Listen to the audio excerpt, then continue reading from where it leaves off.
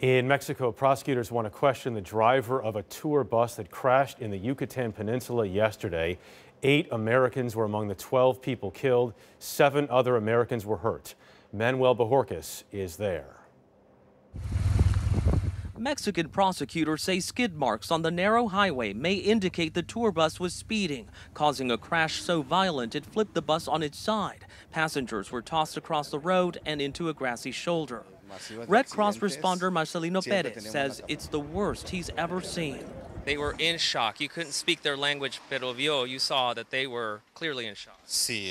They were in a desperate state, he said, crying. Some were screaming because of the pain and their injuries and seeing their relatives who died.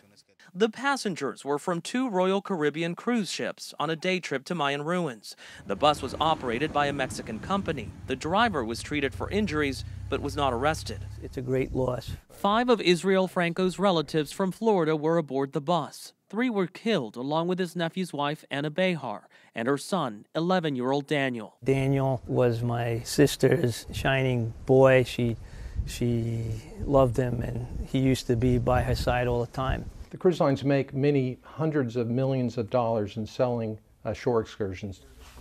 Jim Walker is a former defense attorney for cruise lines. He now represents passengers and has several cases pending against Royal Caribbean.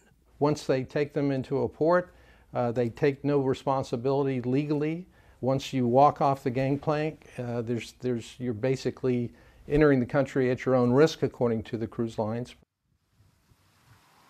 In a statement, Royal Caribbean said it is doing what it can to assist its guests, including helping with medical care and transportation. The 2 ships have now left to continue on their journeys, and they'll eventually return to Florida.